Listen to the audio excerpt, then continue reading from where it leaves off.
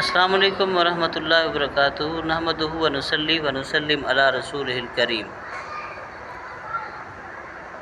سرسوں کا تیل اللہ تبارک و تعالیٰ کی دی ہوئی ایک نعمت ہے، اور آج کل کے اندر تو سر کا درد ایک سے دوسرے بندے میں پایا جاتا ہے۔ کب کسی کا پیچھے سے سر دکھتا ہے، کسی کا آگے سے دکھتا ہے، اور کسی کا سر سائیڈ سے دکھتا ہے۔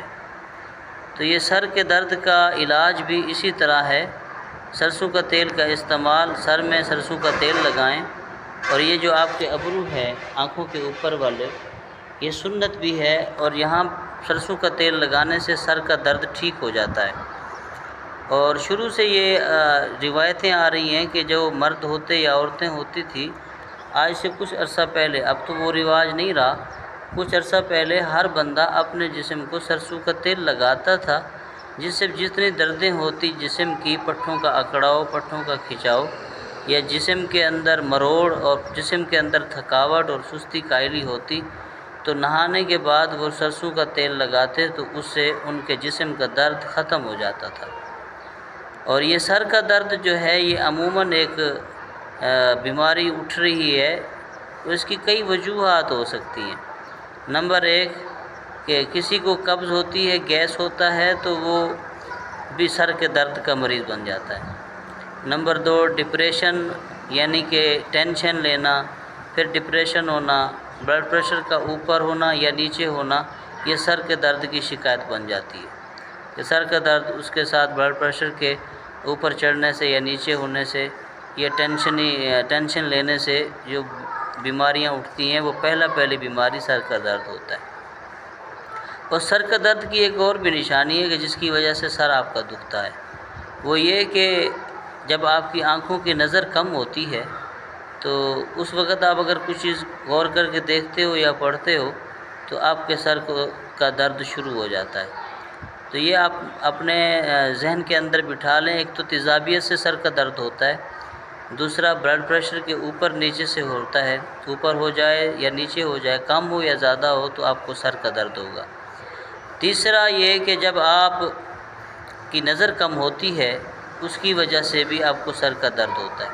ایک اہم بات جو آپ کو بتانے لگا ہوں، وہ ہر گھر میں عموماً پائی جاتی ہے، اور اسی بندے کو سر کا درد ہوتا ہے۔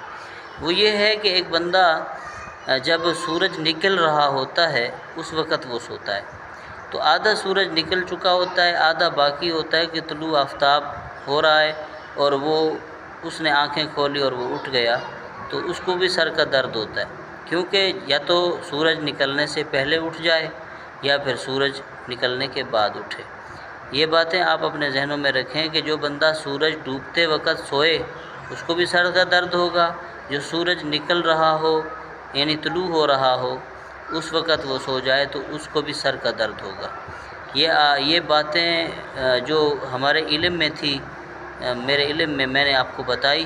اگر آپ بھی اسی سر کے درد کے مرض کے شکار ہیں، تو آپ ان چیزوں سے احتیاط کریں، تیزابیت والی چیزیں استعمال نہ کریں، ٹینشن کبھی نہ لیں۔ جو وقت اللہ تبارک و تعالیٰ کی ذات سے آنا ہے، اللہ تبارک و تعالیٰ کی ذات سے دعائیں کرتے رہیں اور ذکر اذکار کرتے رہیں۔ یہ آپ اپنی ٹینشن کو دور رکھیں، جو ہونا ہے وہ اللہ کی طرف سے ہونا ہے۔ باقی رہا نظر کی کمزوری، تو کسی کو ہو رہی ہے تو وہ جلدی جو ہے آنکھوں والے ڈاکٹر کو دکھائے، اور جلدی چشمہ لگوائے، یا کوئی مسائل ہو تو اس کا حل کرے، وہ ڈاکٹر کو آپ کو بتائے گا۔